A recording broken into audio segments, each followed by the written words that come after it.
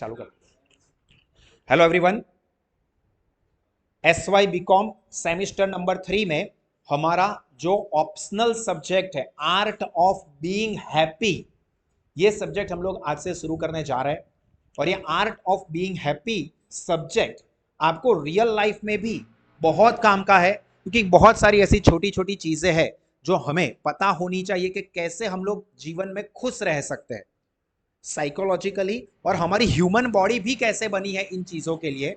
ये हमको इस सब्जेक्ट में सीखने को मिलेगा, जो कि बहुत ही छोटा सा सब्जेक्ट है बट रियल लाइफ में भी बहुत काम का है, as well as exam oriented तो ये काफ़ी ईजी रहेगा। तो सब लोग हमारे जो सास के पैम्पलेट दिए वो पैम्पलेट हाथ में ले लो। इसमें हमारा जो सबसे पहला यूनिट है ह्यूमन इकोलॉजी एंड हैप्पीनेस, ये टॉपिक हमारा यूनिट है। इसमें हम लोग डिस्कस करेंगे हमारा सबसे पहला topic, that is meaning and definition of happiness. Read only, बहुत इंपॉर्टेंट नहीं है बट फंडामेंटल चीजें क्या है ये हमको समझने को मिलेगी। ये मैं आपको लाइन टू लाइन समझाऊंगा, बट जो चीज एमसीक्यू के लिए इंपॉर्टेंट है, ऑब्जेक्टिव के लिए काम लग सकता है, वो मैं आपको बताऊंगा कि इसको टिक करो। तो देखो, सबसे पहले तो ह्यूमन इकोलॉजी क्या है। तो human ecology refers to the study of the relationship between human के relation and their natural, social and built environment। Human ecology, ecosystem हम लोग कहते हैं, ह्यूमन मतलब हमारा, तो हमारी ह्यूमन इकोलॉजी क्या है। तो हमारे रिलेशन मतलब ह्यूमन के रिलेशन किसके साथ, नेचर के साथ, सोशल एक दूसरे के साथ, और जो एनवायरमेंट हमने खुद बिल्ड किया है उसके साथ हमारे रिलेशन कैसे, that is our human ecology. हम लोग नेचर के साथ कैसे बिहेव करते हैं, कहीं पर घूमने गए हैं, पैकेट खाया, प्लास्टिक छोड़ दिया। पानी में कहीं पर भी घूमने गए, बोट राइड कर रहे हैं, वहां पर बीच में हम पैकेट खा रहे, पैकेट खाली हो गया, फेंक दिया। पानी पिया, पानी फेंक दिया।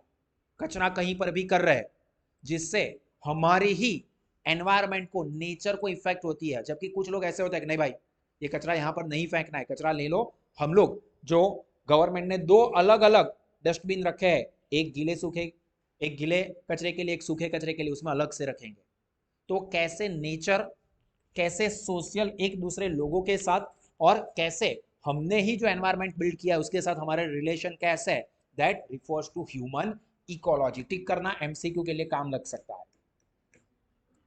It encompasses how individual and communities interact with their surroundings, including the natural resources, ecosystem and social structure that shape our life। Same चीज फिर से कही है कि कैसे हम लोग कम्युनिटीज एक दूसरे के साथ इंटरेक्ट करते हैं, कैसे एक दूसरे के साथ बिहेव करते हैं, that is human ecology. The origin of term happiness, again objective के लिए important. Term happiness comes from the old Norse term hap, which means luck और चांस। हम कहते हैं लक या चांस, ये तो चांस से हो गया, luck by chance, by chance थे मतलब नसीब से होगा, तो लक या चांस, जो कि हैप वर्ड का मीनिंग है old English word hopic, which means equal,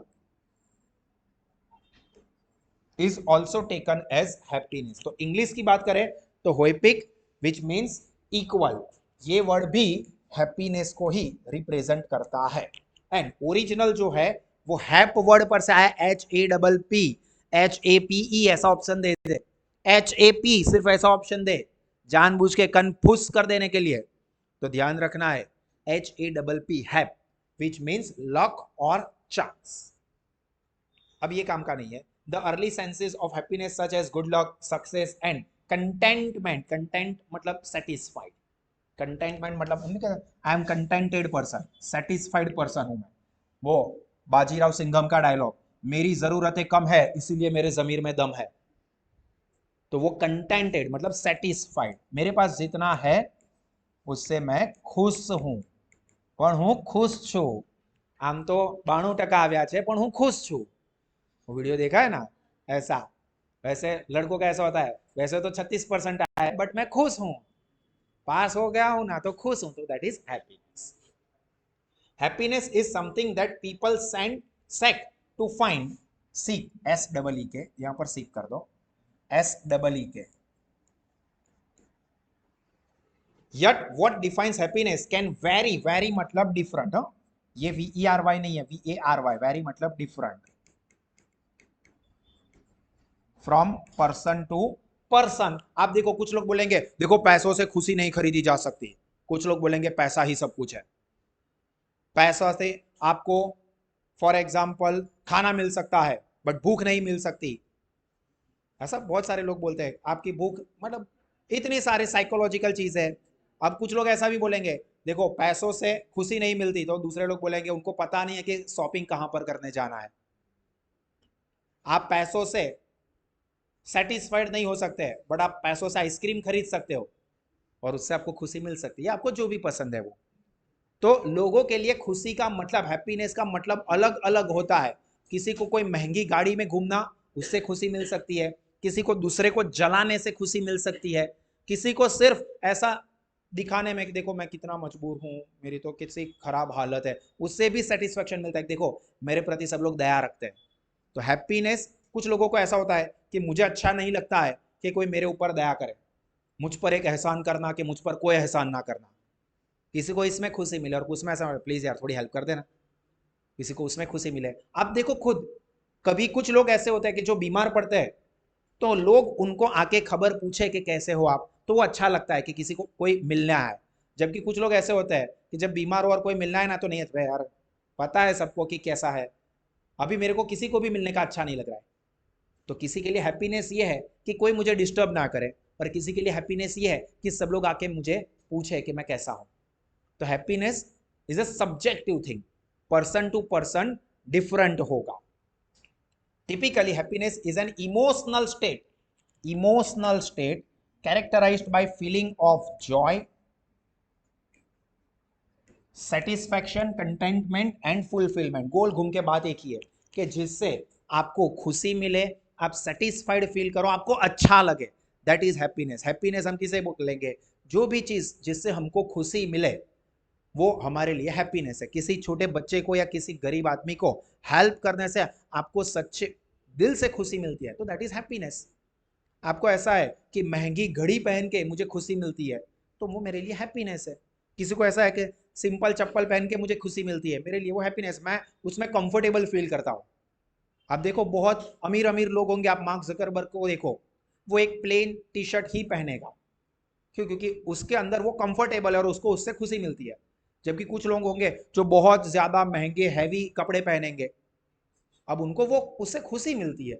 तो वो हर एक के लिए अलग अलग होगा। While happiness has different definition, it is often described as involving positive emotions and life satisfaction.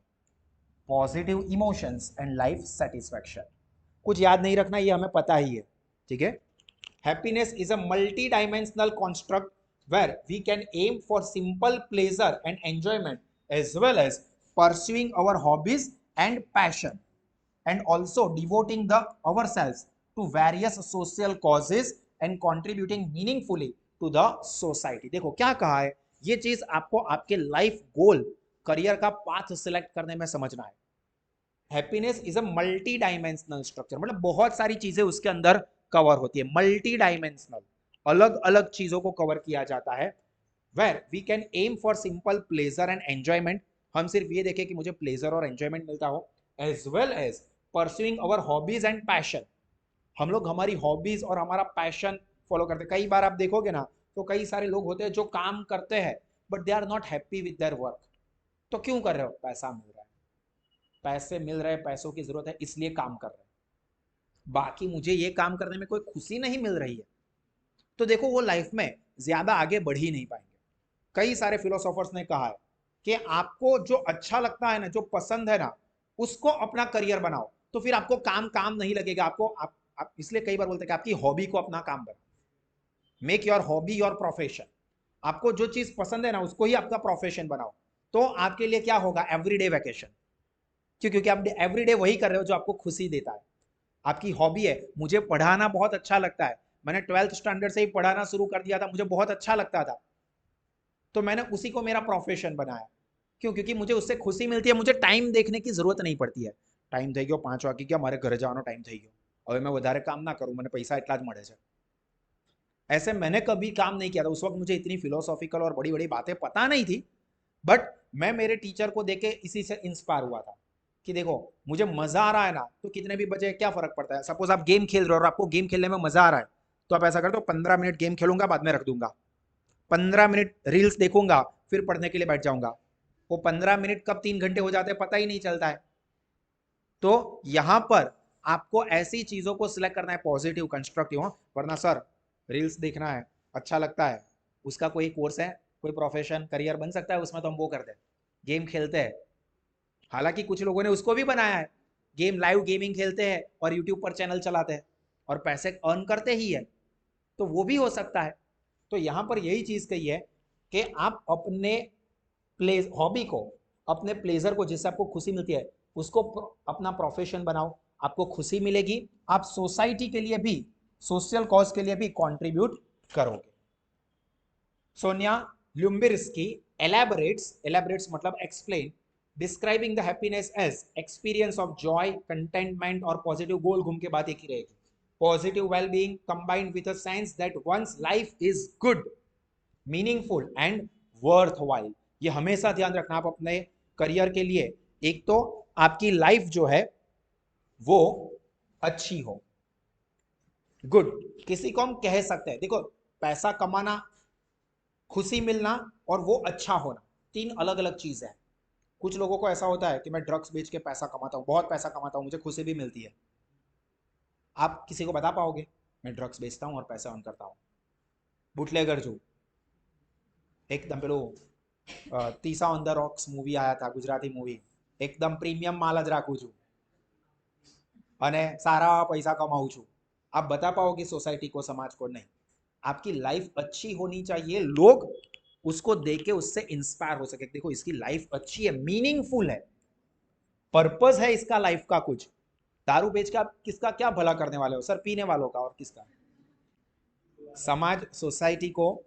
यहां पर आपकी एक लाइफ मीनिंगफुल हो एंड वर्थवाइल. तो ये चीज हमेशा ध्यान रखना कि जब आप अपने करियर के लिए डिसीजन ले रहे हो तो आपको खुशी मिले, उसके अंदर कोई मकसद, कोई पर्पस छुपा हुआ कि मेरा पर्पस ये है जिसके लिए मैं ये काम करना चाहता हूं, तो ये हमेशा होना चाहिए. The balance of emotions, the two की कंपोनेंट्स ऑफ हैप्पीनेस. ध्यान रखना है, टू की components of happiness or a subjective well-being are, एक तो balance of emotions. Everyone experiences both positive and negative emotions, feelings and moods. Happiness is generally linked to experiencing more positive feeling than negative. तो हमको पता है कि emotional balance हमारा होना चाहिए. सबके अंदर एक संत भी है, एक शैतान भी है, दोनों तरफ की आवाजें आएगी, ये कर ये कर, दोनों आवाज. किसी की जरूरत नहीं है, ये बाय डिफॉल्ट भगवान ने दिया हुआ है, किसी ने सिखाया इसलिए नहीं है. आप अपने आप को याद करो, ऐसी बहुत सारी सिचुएशन होगी जब आपके ही मन से आवाज आती होगी कि चल मोबाइल पर गेम खेलता हूँ, 2-3 घंटे हो गए, नहीं यार पढ़ना चाहिए, मुझे पढ़ना है, या मुझे ये काम करना है.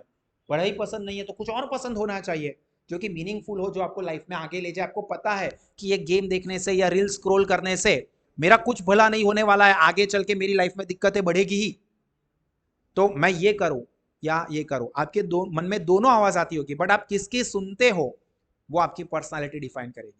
90% पीपल नेगेटिव चीजों से ही इन्फ्लुएंस होते हैं, वही फॉलो करते हैं.